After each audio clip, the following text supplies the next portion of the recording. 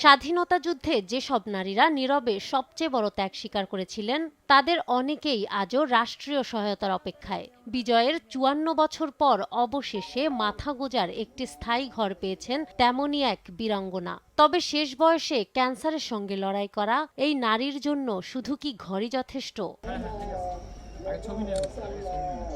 ৭১-এর ভয়ালো দিনগুলোতে শরীয়তপুর সদর উপজেলার মধ্যপাড়া এলাকায় পাক হানাদার বাহিনীর পাশবিক নির্যাতনের শিকার হন যোগমায়া মালো। নিজের চোখের সামনে গুলিতে নিহত হতে দেখেন পরিবারের সদস্যদের। সে সময় আরও প্রায় ৫০ জন নারীর সঙ্গে তাকেও তুলে নেওয়া হয়েছিল মাদারীপুরের এয়ার হাওলাদার জুট মিলে। সেখানে টানা ৩ দিন চালানো হয় নির্মম নির্যাতন।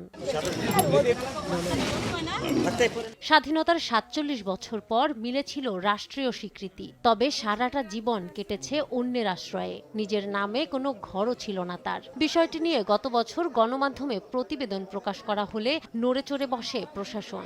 অবশেষে স্বাধীনতার ৫৪টি বছর পর এবছর মিলেছে একটি আধপাকা ঘর।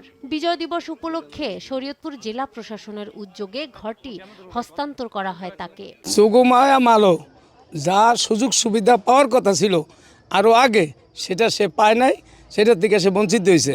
এখন সেই যে বুড়ার শেষ বর্ষের এসে একটা ঘর পাইছে। সরকারের পক্ষ থেকে এই ঘরটি তাকে উপহার হিসেবে দেওয়া হয়েছে। আমাদের কাছে আলহামদুলিল্লাহ, আমাদের কাছে অনেক ভালো লাগতেছে। আমাদের এলাকারবাসী, হে অনেক কষ্ট করছে, গরিব ছিল, নির্যাতন হয়েছে, হে অনেক কষ্টে মানুষ বড় যে পোলা পারলে এটা সরকার একটা ঘর পাইছে, অনেক সুন্দর হয়েছে। ঘর পেলেও জীবনের লড়াই শেষ হয়নি যোগমায়া মালোর। ক্যান্সারে আক্রান্ত হয়ে এখন শয্যাশয়ী তিনি। চিকিৎসার ব্যয় বহন করা পরিবারের পক্ষে অসম্ভব হয়ে পড়েছে।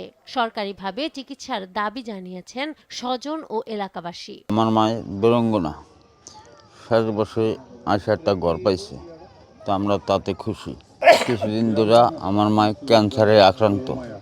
যদি সরকারের থন আমাকে একটু সাহায্য করতো দেখানোর জন্য, তাহলে আমরা একটু দেখাইতাম। যোগমায়া মালো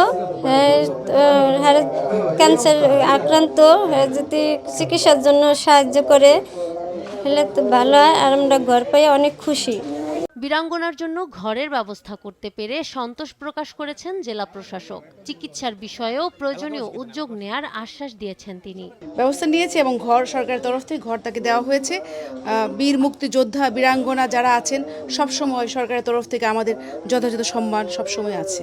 যদিও এত বছর পরে ঘর মিলেছে বীরাঙ্গনা যোগমায়া মালোর, তবে ক্যান্সারের সঙ্গে চলা লড়াইয়ে শেষ বয়সে রাষ্ট্র তার পাশে দাঁড়াক, এমনটাই প্রত্যাশা সকলের। নাহার বৃষ্টি, নিউজ ডেস্ক, দেশ টিভি।